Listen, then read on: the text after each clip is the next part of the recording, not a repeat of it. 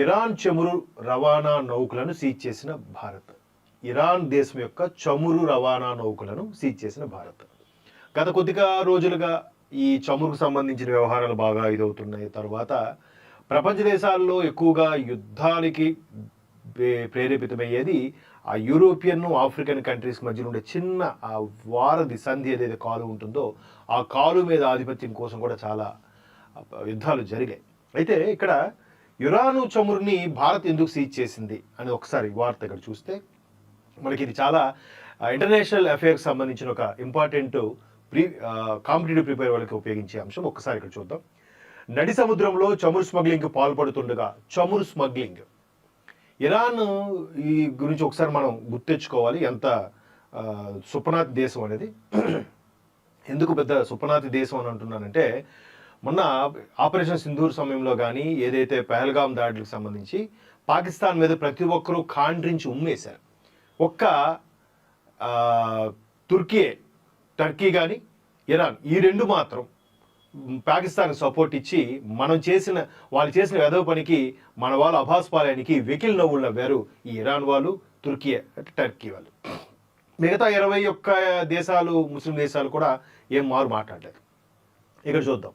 అయితే smuggling పాల్పడుతుండగా Bharat coast guard సిబ్బంది ఇటీవల అడ్డుకున్న సంగతి తెలిసిందే. ఈ క్రమంలో 3 నౌకలను సీజ్ చేశారు. తాజాగా వాటికి ఇరాన్తో సంబంధాలు ఉన్నట్లు తెలుస్తోంది. అమెరికా ఆంక్షల జాబితాలో ఈ 3 నౌకలు ఉన్నాయని అధికార వర్గాలు పేర్కొన్నట్లు మీడియాలో కథనాలు వస్తున్నాయి. ముంబైకి 100 నాటికల్ మైలు దూరంలో చమురు అక్రమ రవాణాను గుర్తించి 3 నౌకలను సీజ్ చేసినట్టు ఇటీవల భారత కోస్ట్ గార్డ్ అధికారులు ఎక్స్ వేదికగా పోస్ట్ పెట్టారు. అంటే మనకి మ్యాక్సిమం భారత సంబంధించి ఏదైతే ఉందో 12 ఏరోనాటికల్ మైల్స్కి సంబంధించి పర్మిషన్ ఉంటుంది మన భూభాగం కింద.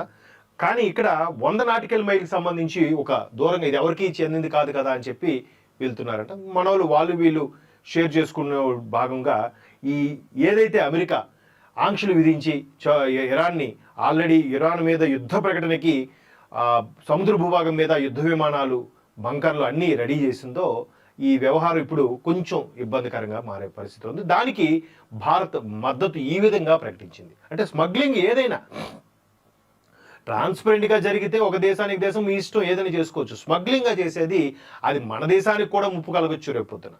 లేదా వాళ్ళు పిచ్చెక్కి ఒకప్పటి సద్దాం హుసేన్ లాగా ఆ చమురు షిప్లన్నీ కూడా సముద్రంలో కూల్చివేశారు అనుకోండి, సముద్రంలో ఉండే కొన్ని లక్షల జీవరాశులు చనిపోతాయి. ఇంతకుముందు ఒకసారి అలాగే జరిగింది. అయితే ఇప్పుడు ఎక్స్ వేదిక పోస్ట్ పెట్టారు. ప్రస్తుతం ఈ పోస్ట్ డిలీట్ అయ్యింది. ఈ 3 నౌకలకు ఇరాన్తో సంబంధాలు ఉన్నాయని తాజాగా అధికార వర్గాలు పేర్కొన్నాయి.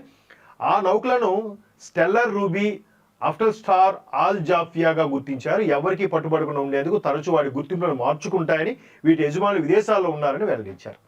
అంటే ఈ విధంగా ఒక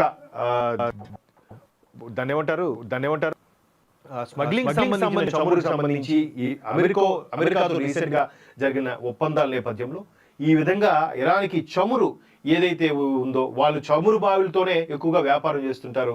వాళ్ళు సీక్రెట్గా ఆంక్షలు విధించినా కూడా పట్టించుకోకుండా వేరే వేరే దేశాలకి పంపించి వాళ్ళ నుంచి డబ్బులు క్యాష్ చేసుకునే క్రమంలో ఈ విధంగా పాల్పడి ఉండొచ్చు.